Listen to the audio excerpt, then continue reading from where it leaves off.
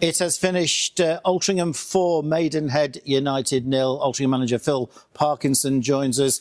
Phil, 4-0 at half-time, a clinical display by the Robins, although we were never at our best tonight.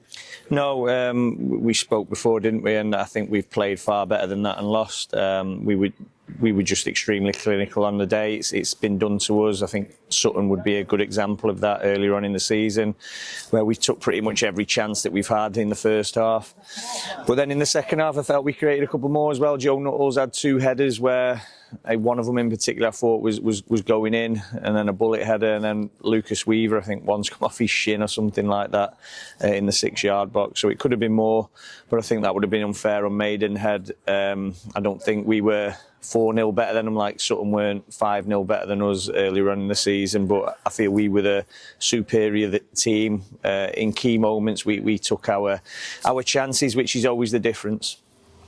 The pick of the goals for me was the first goal. Fantastic delivery from Tyler Golden and the most exquisite finish from Alex Newby. Yeah, he doesn't always get the credit he deserves, Alex. Everyone around Altrincham knows what a good player he is, and I know Alex can feel a little bit dejected at times if he hasn't scored, but his assists are right up there with the best in the division, if not the best. But today was his day. His finishing in front of goal was outstanding, and that's been coming for him, and I'm really pleased that he got that today.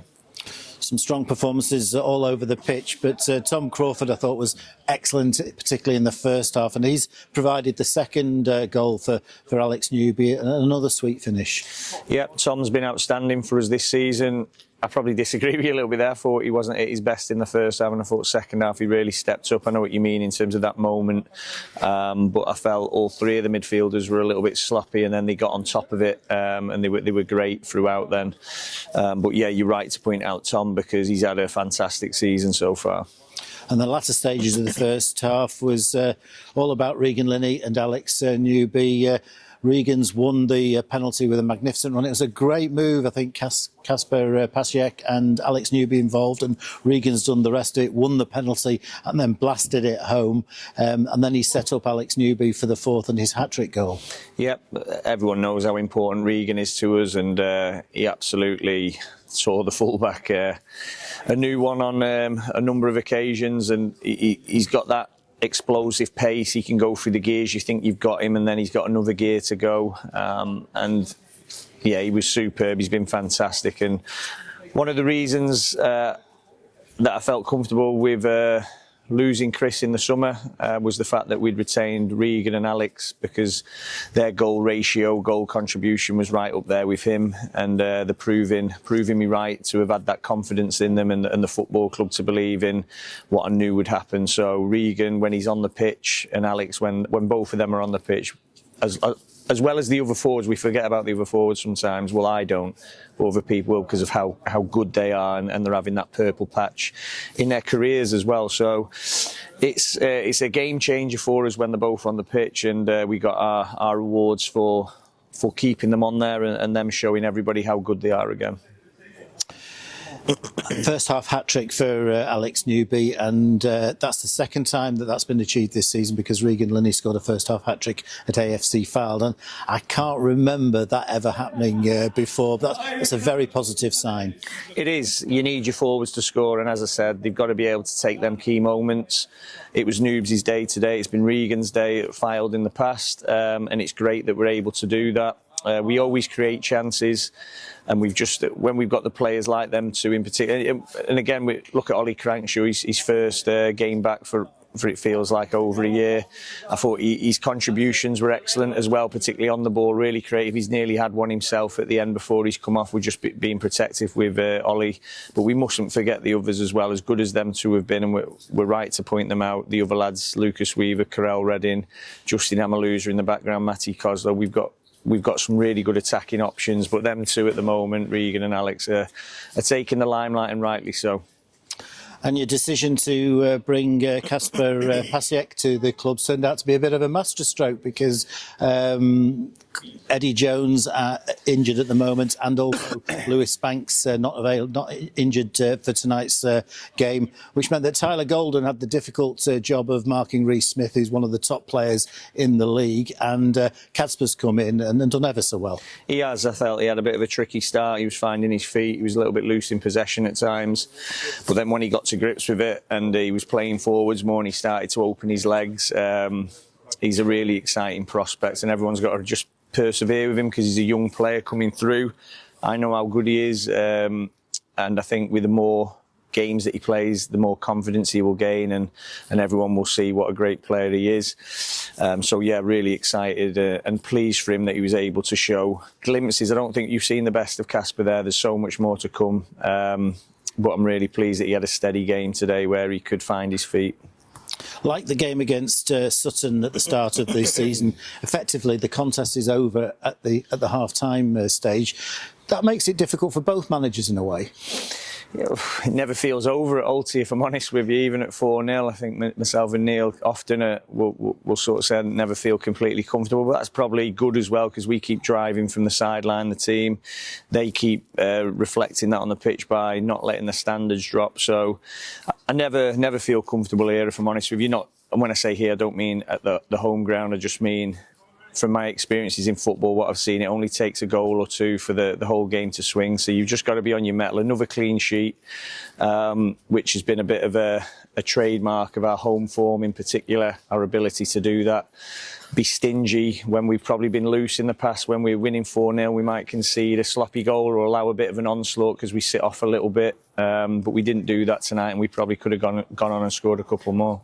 I think that's 10 clean sheets for the season, and you could see it particularly with Ethan Ross, but also the defenders as well, that how desperate they were to make sure that we didn't concede in that second half. Well, it could be worth a goal, it could be worth a point to us, maybe more.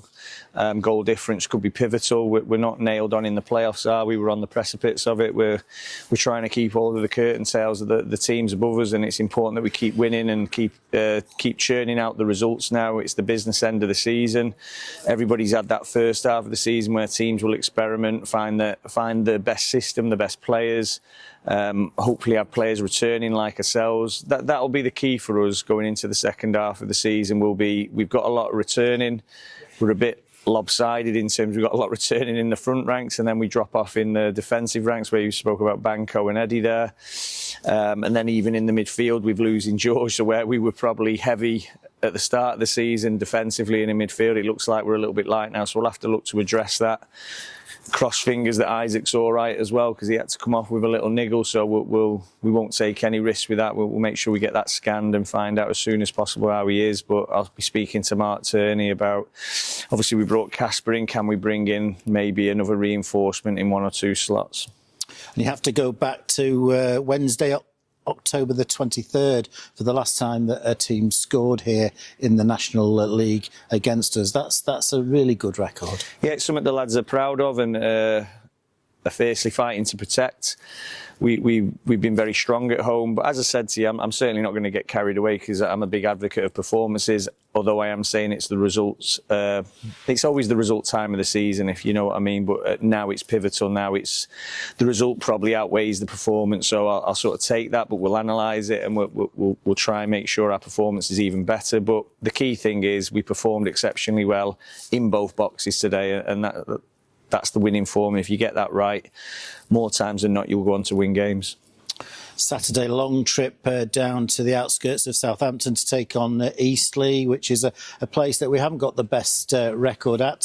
Generally, games have gone with the home side between Altrincham and Eastleigh, and they're picking up a bit of form. Long unbeaten run. They've won away at Solihull tonight, and of course we've got them in the FA Trophy as well. So that's going to be a tasty encounter. Well, they've got some exceptional players, haven't they? There's a lot of noise around Eastleigh at the start of the season, and they've probably been a bit disappointed that they've not been able to maintain that, but they've got the personnel in the building to beat anyone in the division, but so have we. So it'll make for a really interesting game. I felt really that we should have took all points, if I'm honest with you, when we lost here. They're the only team to have beat us at home this season in the league, so a little bit disappointed with that when I felt on that day we played really well and lost, whereas today we've probably been a little bit indifferent and won, and that's football. You've got to take your moments. They took their moment on the day, we didn't take ours.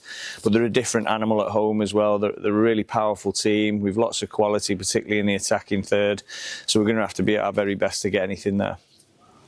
And finally, Phil, in a very competitive league where games are generally very, very tight, nice to win one by a big margin. Yeah, it's nice for everybody. I think there was new people who come to the stadium for the first time tonight. The fans have turned up in the numbers, really got behind the lads, stayed at the end when it was comfortable win. It's a bit like where you're losing, there's no way back. Fans can disappear there. They stayed at the end, which is important. That connectivity, the lads feel really appreciated. Then it was a bit back to front because normally we go over to the Gulf Road end, don't we? But we sort of lost the bearings. It was empty up there and we had to go up the other end.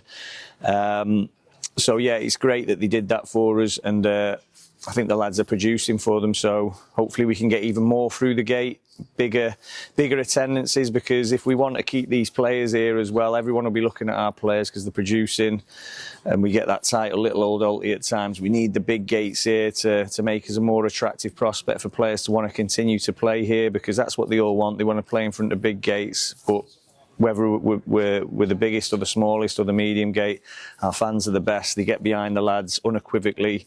The support's tremendous. But if they know anybody in Altrincham who's not getting to the games, drag them down, because that could be the difference maker for us. Back end of the season, players respond to big gates, and if we can get the bigger gates, then I'm sure we'll maintain these results as we're seeing. It's a long trip down to Eastleigh, and the supporters coach is over half full. It's under £30 for an adult to go down there, which is a terrific price, and it really does make a difference, those extra 20 or 30 at such a long distance away trip like that. It does. As I said, that people ask me all the time, why can't we replicate the home form away? That's one reason in terms of the attendances, because it's such a big ask for where I'm saying it's difficult for the players, it's equally as difficult for the fans. One, the expense; two, the time and effort it takes. It's pretty much their whole Saturday gone then. So yeah, I really appreciate them doing the travel. It's massive for us. Again, it could be the difference maker in being away from home, make it more of a home atmosphere. And it does put pressure on as well, because we feel it if we don't perform and get the result for the fans. So the more of them there, the more accountability we feel, and hopefully, again, where I'm saying a difference maker at home, get bigger gates. Maybe if we get bigger gates away from home in our favour, then could that give us the edge? I'm not saying that's the be all and end all, but we talk about fine margins. Could that be a little changer for us there?